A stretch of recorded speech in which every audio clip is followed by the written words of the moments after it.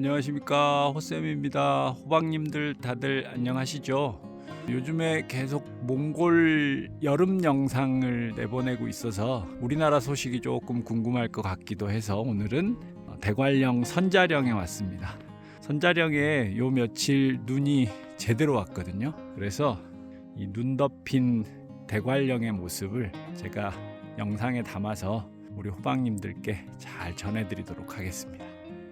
너무 아름답습니다.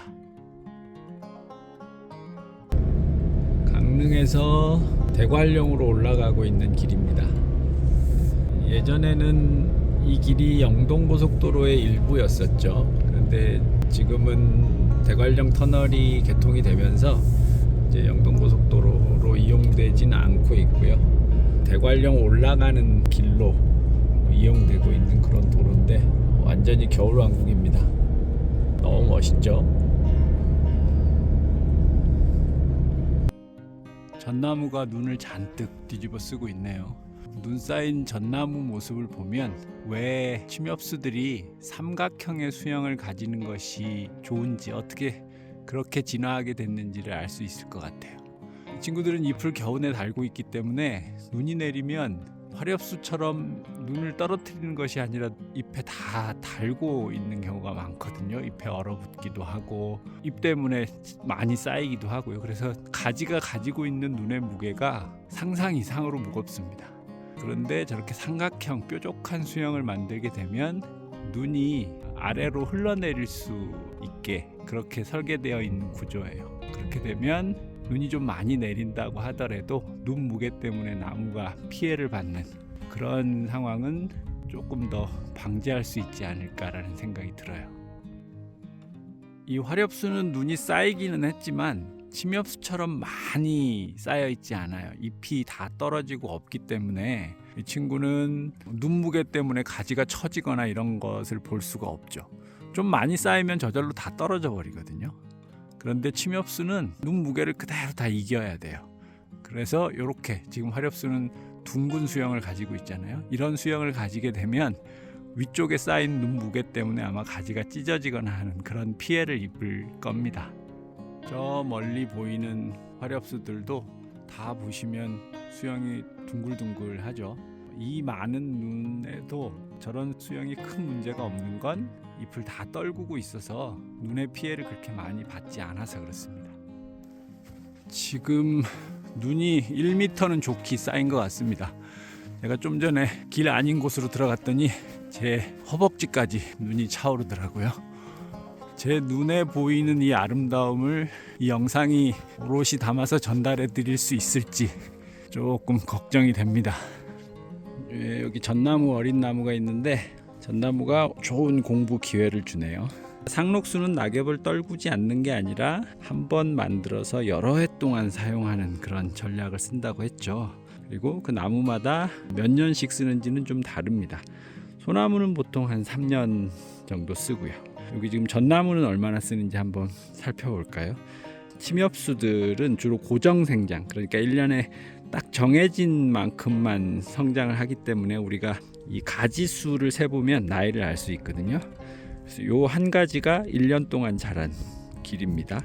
그래서 보시면 1년, 2년, 3년, 4년, 5년, 6년째까지 잎이 다 달려 있죠. 그리고 7년쯤 되면 아직도 잎이 좀 남아 있어요. 요 가지가 지금 7년 된 가지네요. 그러니까 요 전나무는 적어도 잎을 한번 만들면 6년에서 7년 정도 사용한다는 걸 우리가 요 가지를 보고 알 수 있습니다. 침엽수들은 이걸 세보면 몇 년 정도 사용하는지 금방 알 수 있어요.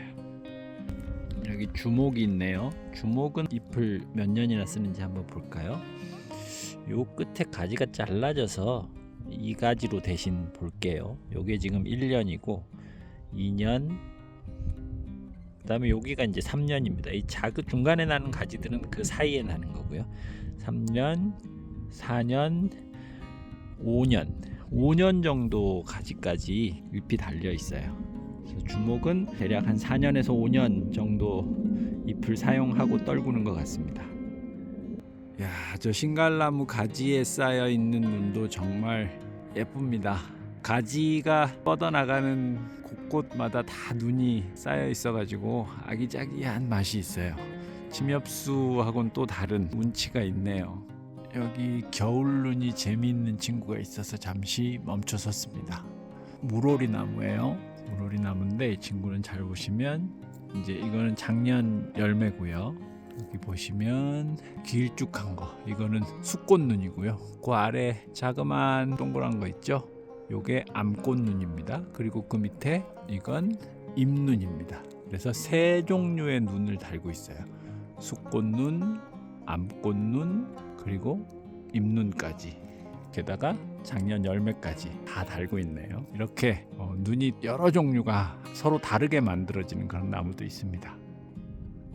눈 쌓인 겨울산에 왔으니까 겨울에 이렇게 두텁게 쌓인 이 눈이 식물들한테 어떤 역할을 하는지 한번 생각을 해보면 좋을 것 같아요.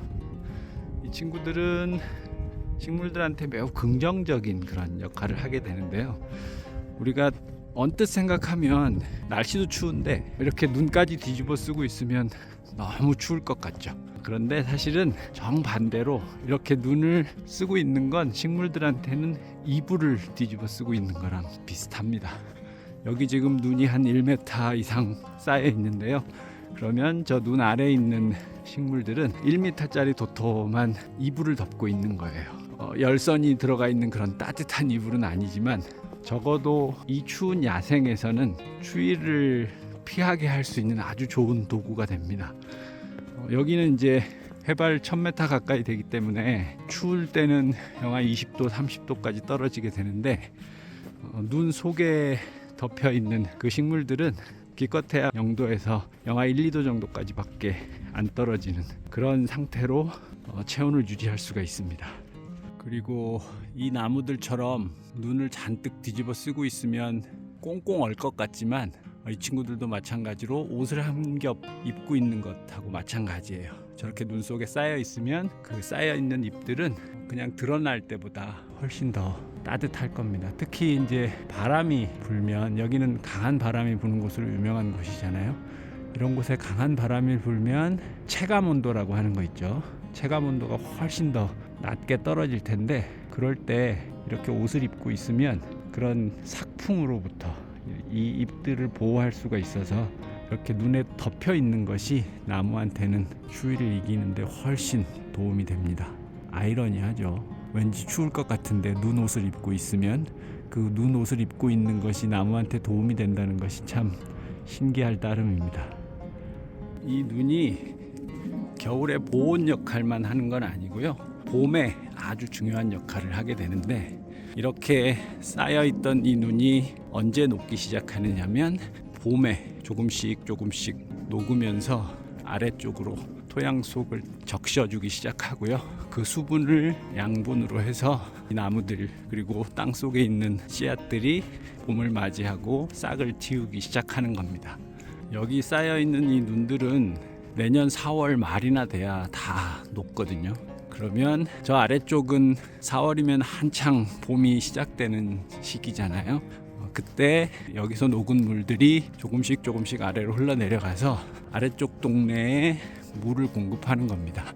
눈이 너무 적게 쌓여서 눈이 너무 빨리 녹아버리면, 그러면 무슨 문제가 생기느냐?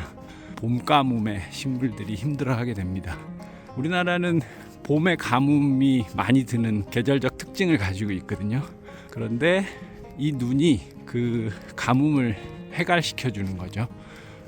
히말라야 아래에 있는 동네에 항상 물이 풍부할 수 있는 건 히말라야에 두껍게 쌓여 있는 그 눈들이 조금씩 녹으면서 아래쪽 동네에 계곡을 형성하게 되는 겁니다.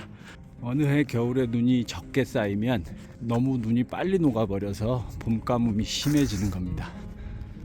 올해는 눈이 좀 많이 오는 편인데, 최근에 제가 요 몇 년 사이에 보면 설악산도 그렇고 대관령을 포함하는 이 백두대간에 눈이 예전보다 훨씬 덜 쌓여 있었어요. 그렇게 되면 저 아래쪽 산들에서는 봄 가뭄에 고생을 하게 되는 겁니다. 최근 들어 가장 큰 어떤 환경 이슈 중에 하나가 지구 온난화죠. 기후의 변화 방향이 지구가 점점 따뜻해지는 형태로 바뀌어가고 있거든요. 특히나 그 중에서도 문제가 되는 건 겨울 기온이 많이 올라가고 있다는 겁니다. 겨울 평균 기온이 많이 올라가게 되면 아무래도 눈이 더 적게 쌓이게 되고요. 그리고 쌓인 눈도 더 빨리 녹아버려서 봄 가뭄을 해결하는데 이 눈이 굉장히 중요한 역할을 해야 되는데 그 역할을 제대로 못함으로 인해서 산림에 영향을 많이 미칠 수 있습니다. 이제 선자령에 거의 다 와갑니다. 저기 힘차게 돌아가는 풍력 발전기가 있네요. 가까이 와서 들으면 날개 돌아가는 소리가 굉장히 무시무시합니다. 저 꼭대기가 선자령 정상이고요. 이제 곧 정상에 도착할 것 같습니다. 여기는 마치 뽀로로가 나무 사이로 썰매를 타고 내려올 것 같은 그런 전경입니다. 만화 속으로 들어온 것 같아요. 저기 뽀로로가 없네요. 온 산이 하얀 꽃으로 덮였습니다. 그 어떤 꽃보다 눈부시고 아름다운 것 같아요. 이걸 직접 보여드릴 수 있으면 훨씬 더 아름다울 텐데 영상으로나마 온 산이 하얀색 꽃으로 뒤덮인 선자령의 모습을 전합니다.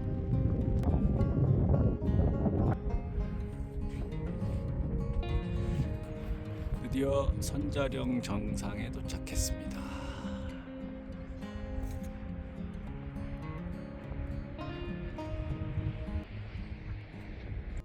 오늘 살펴본 겨울눈을 한 줄로 정리하면 눈은 따뜻한 솜니불이며 두터운 오리털 팍하고 내년 봄의 생명수 씨앗입니다.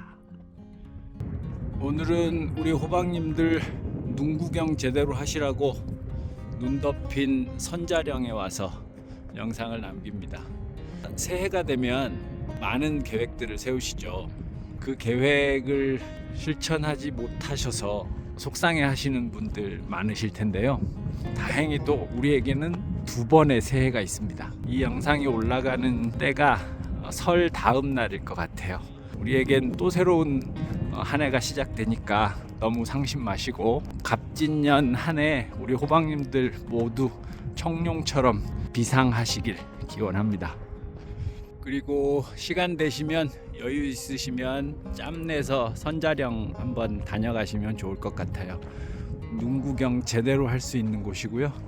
왕복 4시간 정도면 충분하니까 높은 산에 올라가는 것보다 훨씬 가볍게 산행하시면서 눈 구경 제대로 하실 수 있습니다.